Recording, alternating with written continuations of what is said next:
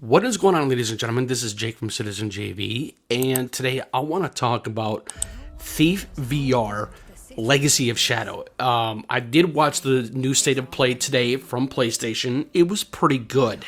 There were a few games that I did highly advise looking into, and very excited to get into as well when they initially come out, which is Silent Hill F and other games. But to much further ado, I want to talk about Legacy of Shadow, the Thief VR game that's going to be coming out sometime this year.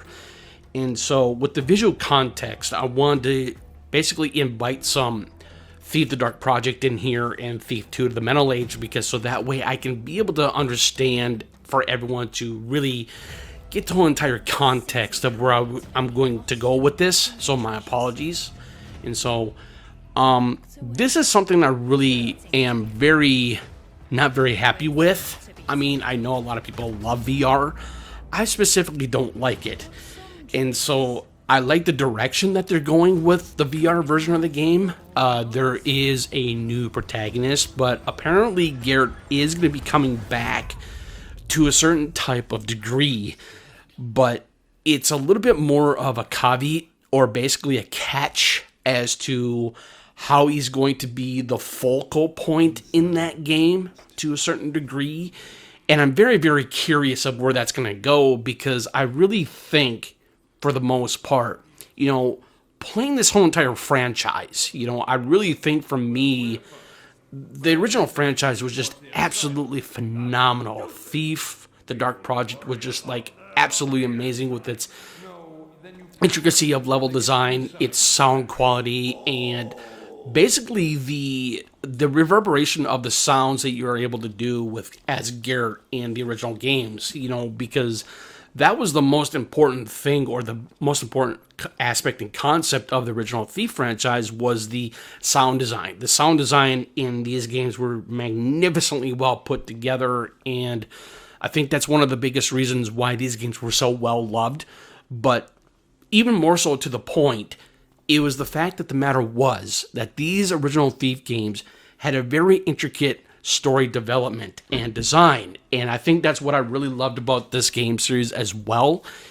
And so I want to talk about this VR game that's coming out here, because of the fact that while it does feel like it's going to be a really good Thief game in a virtual reality type of era, in a way, because I think, for me, I'm not much a big VR person. I'm not. I really am not. And so I think, I really do hope that this VR version of this Thief VR Legacy of Shadow is going to do much what it can do to be a Thief game. But to me personally, when I saw the video all the way through, I was happy, I was excited. And when I found out that it was a VR game, I'm just like, oh man. Because it's like, I really wanted it to be a return to its roots in a certain way of what the original franchise was able to do. And I think, for me, I really think, for the most part, it's still really going to do what it wants to do as a Thief game. Not just in a virtual reality type of game as it's going to be. And so I really think it's going to be good, but I feel like it's going to have that type of Thief 2014 vibes to it, because I played through that game twice. I kind of wish I hadn't, because I was not very happy with that game. I liked it for the most part, I would say. But again, the reason why that game faltered so much is because it was the story. It was not all that great. It was very convoluted, and I'm just like, I kind of figured out where the hell this game was going to go in terms of its story. And to me, in a way, it felt like none of it made sense.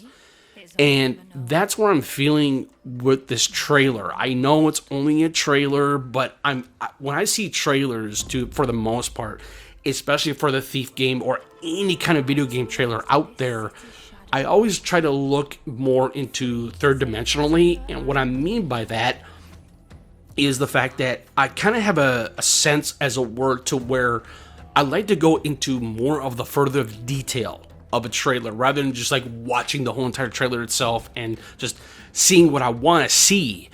But is what I'm saying is that I like to go to the crux of a trailer and to see how is this game going to provide, how is it going to really give us the story that we really want.